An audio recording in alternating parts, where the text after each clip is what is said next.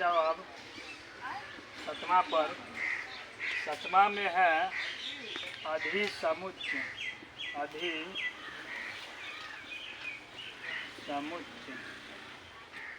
इसको इंग्लिश में बोलते हैं सुपरसेट। ये उपसमुच्चय के ही जैसा है, लेकिन इसमें क्या होगा, सेट ए का सारा एलिमेंट सेट बी में होगा तो बी ए का जो है से अधिसमुच्चय कहलाएगा। देखो, यदि सेट ए का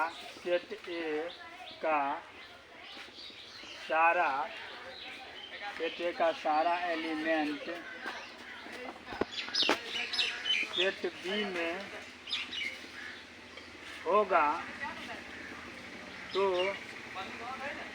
set B comma set A का अधिसमुच्चय कहलाएगा। अधिसमुच्चय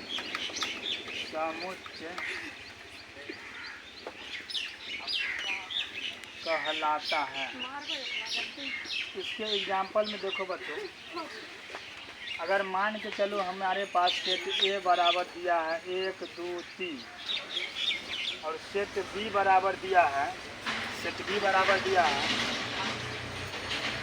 1 2 3 4। अब बच्चों देखो, सेट ए का सारा एलिमेंट सेट बी में है कि नहीं, तो 1 देखेंगे तो 1 भी है, 2 देखेंगे तो 2 भी है, 3 देखेंगे तो 3 भी है।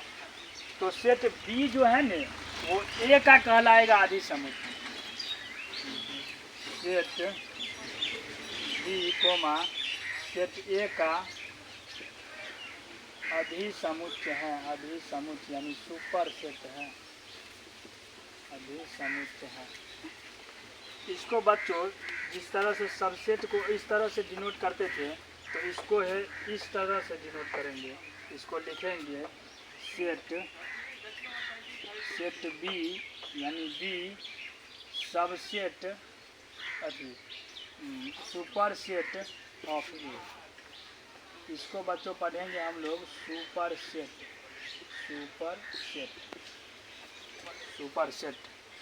इसको पढ़ेंगे सुपर सेट, यानी कि ए का जो सारा एलिमेंट होगा, अवयव होगा, वो बी में पाया जाएगा तो बी ए का कहलाएगा अधिसमुच्चय।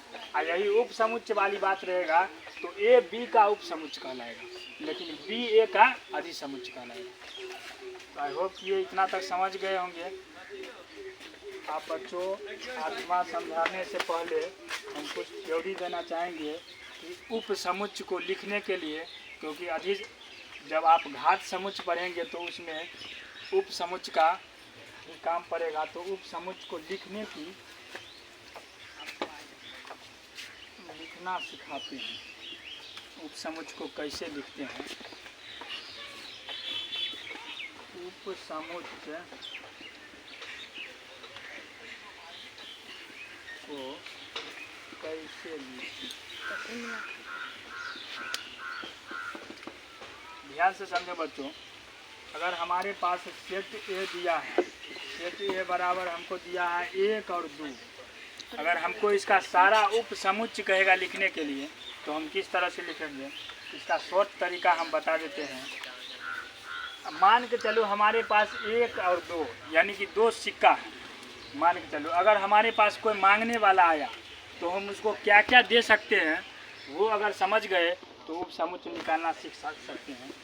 मान के चलो अगर 1 और 2 हमारे पास है, तो हमारे पास अगर कोई मांगने के लिए आया तो हमारा मन करेगा तो पहले क्या करेंगे, उसको कुछ नहीं देंगे। यानी कि एक ऐसा उपसमुच्चय बनेगा जिसमें क्या होगा, कोई अवयव नहीं होगा, उसको कुछ नहीं देंगे।